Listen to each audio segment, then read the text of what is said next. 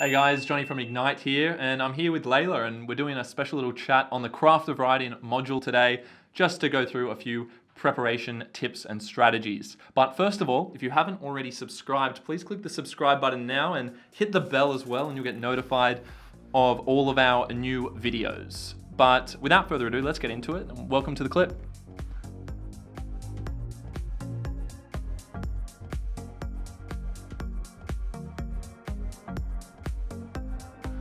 All right, Lael, so a lot of schools at the moment are getting into the Craft of Writing module, going through the text, assessing them. What are your thoughts? What are your tips? What are your strategies on how students should think about the Craft of Writing, and specifically in terms of like the technical aspects that they should be focusing on? Yeah, good. Really good question. And I think the first thing to flag is that when you're prepping for Craft of Writing, you're not only focusing on the prescribed text that you've been given for Module C, right? So remember to revise your human experience text, your Module A text, and your Module B text. And this is what I suggest you do in terms of structuring your notes and what you want to have when you go into the exam. So as you go through each of your texts, the number one thing you want to do is have a bit of a summary of what occurs in that text. You know, critical points of tension is actually one of the phrases that comes up in the practice questions, your key characters, the character arcs, and have a good feel of what the storyline is, where your complication is, and how the characters fit into that. The reason I say that is because the questions are quite specific for Craft of Writing, and you may get a question that's something like, pick a point of tension in the text and convey that from an alternative point of view. For example, in my last couple of sessions with some students, we looked at Nam Lee's text, the Love, Honor and Pity one, and we recreated the opening of that text from the father's perspective. So looked at that opening. It's very crucial in establishing the fractured relationship between the two of them, and that was a nice writing exercise to engage. So starting off, frame, the key parts of your text and the progression of your text. Then what you should do is you should identify 2 to 3 key aspects of form in your texts and then some examples of that form. So I'd structure it in a table. Okay, so number 1, first key aspect of form, characterization. Give me an example of that. And then in that third column of your table, what I'd also include is an example of you using characterization in your own way. So you're giving me an example of, okay, I've identified my key aspect of the text and here's how I'm manipulating it in my own way of writing. So that's how I'd structure it in form, and do the same for techniques. Now, the reason I think, and I don't know, Johnny, if you agree this is effective, is because when you go into the exam, you're not going to be able to pre-prepare a full story. That's exactly what the new syllabus does not want you to do. But what you're engaging with is, okay, what are the salient features of the forms and the constructions of my text? How can I know them quite well? And depending on the specificity of the question, how can I use these texts to guide my writing style? And then in my reflection statement, quote from your tables, right? Here's an example of characterization. This is why it informed my way of writing here, and this is how I've used these texts to really build my understanding of the rigor that's involved in creative writing. Yeah, I actually couldn't agree more with all of that, basically. But I think the first question, the antecedent question to all of this, is how should you even be looking at the module? And the way Leila's just described it really gets at that, is that you don't want to get too caught up.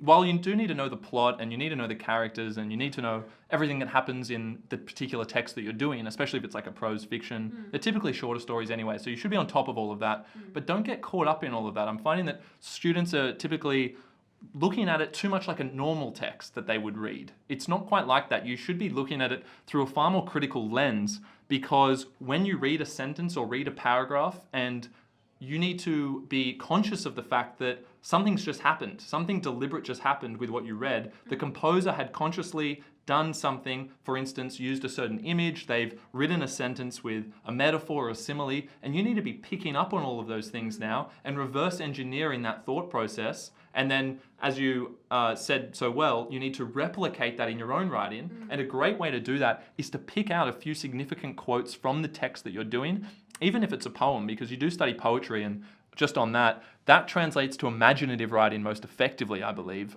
in terms of those different components. You won't obviously be required to write a poem yourself, but you take the figurative language out of it, extract a quote, extract an image that has been created, and then sit down and think, if I had a different stimulus, and you can look at the NESA sample questions, how would I use the same kind of style, the same sentence, the same metaphor, but use different specific words so that it's compatible with my idea or the thing I'm trying to describe or create?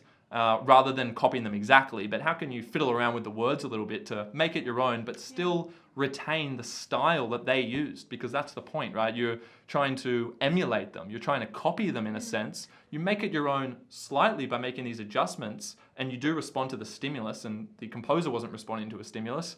So you will be forced to make it your own, but you really should veer, or rather trend on the side closer to copying them, in my opinion. Not exactly because it just won't help you with the stimulus, but almost directly for some sentences. Just substitute words in and experiment with that and see if you can mimic their style and their flow. Yeah, I think on that, what they're really looking for in Module C is, of course, that you're enhancing your creative writing ability. But there's this idea that when you're doing analysis on a text, you're somewhat removed from the text. You're looking from this outsider perspective and you're critically assessing what's going on. What you're doing here is you're actually empathizing with the position of the composer, right? You're recreating moments of their text.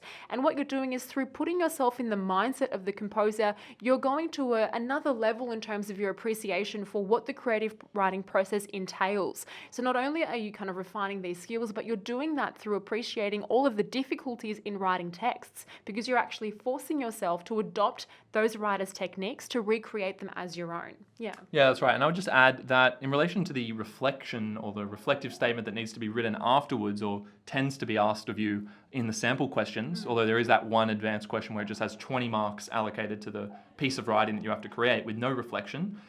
Most of them, and I think my guess would be that you would be asked for some kind of reflection in the assessment after you've done a piece of writing to a given stimulus. And I think the beauty of this module is that it's forcing you by examining you in that way, with that part B reflection, to be conscious along the way of the process of taking something from a particular text, taking a style. You might be mimicking the first-person voice, and that's a first-person narrative voice, rather. That's an easy one to do as well, by the way. If the text you're doing says I, the person is speaking with I, then you use I, and that's a point you can focus on. And then when you look at how they've used I, so for instance, they might be using it to personalize the character, to create empathy for the reader, you'll then comment on the effect. So the English analysis aspect doesn't actually disappear. It comes back in the reflection statement. So in the reflection part, you can say, I emulated the composer by using the first person narration to similarly create a sense of empathy between character and reader. You're demonstrating that you understand the purpose behind the composer's choice to use first-person narration, or you might even warp the purpose. You might say, I did use it, but I've changed the purpose. And that's showing a really craftful use of, okay, I understood what they were doing, I'll draw from what they're doing, but I'm going to mold it to my own type of writing. And just making mention of those in the reflection part is going to really demonstrate that you get the point of this module. Yeah, and I think when you're actually crafting your reflection statement, the key point is that you recognize what was the strength in the way that composer used that technique. So when I read this text, the use of first-person narration created this effect on me as a reader, and hence why I have used it in my text in a slightly different way to achieve this slightly altered purpose. So that's the engagement. You're kind of blending this moment of analysis with reflection on your own work, because you acknowledge this was the strength in that text, and this is how I've reappropriated it for my own writing style. Absolutely. Okay, so to finish off, we'll leave you on one last practical point, something you can do. Going back to what Leila said at the start, go to your text, whether it's prose fiction, poem, non-fiction, speech, take out a few key extracts, identify, as if you're doing a comprehension task, the techniques they've used in those significant quotes, and then give yourself a stimulus. You can use one of the ones from the Nessa sample papers. Give yourself one of those stimuluses and try and just draw upon that stimulus as if you're responding to it, and recreate those particular quotes that you've taken out, rewrite them, but mimic the general style, but change the words to suit a different stimulus. And you can even pick one extract and expand on it, but retain the general style of the writing. You can turn one sentence that has some certain style in it and create a paragraph out of it. And that's really good practice. Grabbing one of those things, knowing the general style of the composer in the way they write, and then expanding from a small point. Perfect. Yeah, exactly that. And the whole point really is to look at the different past paper questions and think, okay, I know my text quite well. I'm not just going in there with a pre-prepared chunk of writing, but I know how to adapt the skills I've learnt from these texts to the different question types. Absolutely. All right, thanks for watching, everyone. We will see you shortly. I will do more of these chats for you. Let us know if you find them useful. Just comment below if you're watching this on YouTube or in a podcast or some other form. and we look forward to seeing you soon. Thanks, guys.